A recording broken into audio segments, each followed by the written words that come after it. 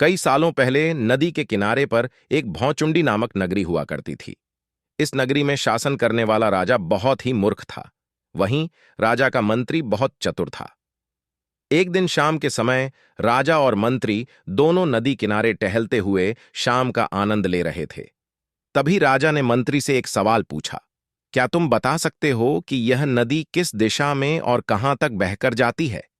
मंत्री ने राजा को तुंगरत जवाब देते हुए कहा कि यह नदी पूर्व की दिशा में बहती है और यह पूरब देश तक जाती है। इस पर राजा ने कहा कि वह नहीं चाहता कि हमारे देश का पानी पूरब के देशवासी इस्तेमाल करें। राजा ने मंत्री को नदी का पानी रोकने के लिए दीवार खड़ी करने का आदेश दिया। तभी मंत्री ने राजा से कहा कि ऐसा करने पर हमारा ही नुकसान होगा। राजा ने गुस्से में कहा कि पानी हमारा है और पूरब देश वाले मुफ्त में इसका इस्तेमाल कर रहे हैं और तुम बोल रहे हो कि हमारा नुकसान होगा।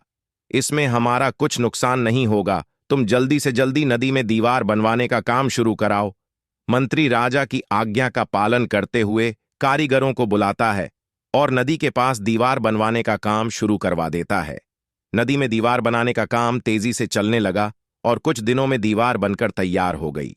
यह देखकर राजा बहुत प्रसन्न होते हैं, परंतु उनकी मूर्खता के कारण कुछ दिन बाद जब बारिश का मौसम दस्तक देता है तो नदी का पानी पूरे गांव में भरने लगता है। धीरे धीरे पानी लोगों के घरों में घुसना शुरू हो जाता है। इससे परेशान होकर सारे नगरवासी एकत्रित होकर मंत्री के पास आते हैं। मंत्री उन्हें आश्वासन देता है कि वह इस समस्या का हल ढूंढ निकालेगा।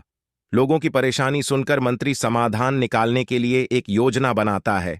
उन्होंने राजमहल में समय को बताने के लिए घंटा बजाने वाले शख्स को इसमें शामिल किया। वह समय के अनुसार घंटा बजाता था, जिससे लोगों को समय पता चलता था। मंत्री ने उसे कहा कि आज तुम प्रति घंटे की बजाय हर आधे घंटे में घंटा बजाना। उस आदमी ने मंत्री ने जैसा कहा वैसा ही किया। इससे जब सुबह के 3 बज रहे थे तो उसने 6 बार घंटा बजाया।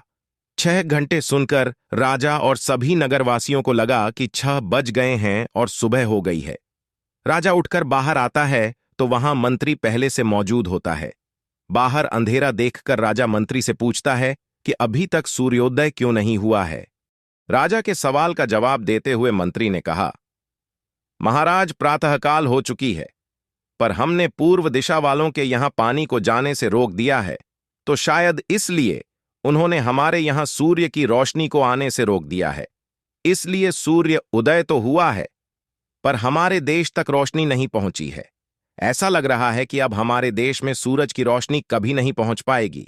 यह सुनकर राजा चिंता में पड़ जाता है और मंत्री से पूछता है कि क्या इसका कोई उपाय नहीं है। तब मंत्री उत्तर देता है कि महाराज, अगर आप नदी का पानी छोड़ देते हैं तो हो सकता है कि वो भी सूरज को छोड़ देंगे। इससे राज्य में फिर से रोशनी आ जाएगी। राजा मंत्री को तुरंत नदी की दीवार तोड़वाने का आदेश देता है। मंत्री कारीगरों को नदी पर ले जाकर उन्हें दीवार तोड़ने के लिए कहता है। कुछ घंटों में कारीगरों ने दीवार गिरा दी और तब तक सूरज के निकलने का समय भी हो गया था। सूर्य उदय हो गया। सूर्य की लालिमा देखकर राजा बहुत खुश हुआ और मंत्री को इनाम देने की घोषणा की। राजा ने मंत्री की तारीफ करते हुए कहा कि तुम्हारे कारण हमारे राज्य में फिर से सूर्य उदय हो पाया है और तुमने हमारे राज्य को अंधकार से बचाया है। इसके बाद मंत्री कहता है कि महाराज, यह तो राज्य के लिए प्रति मेरा फर्ज था।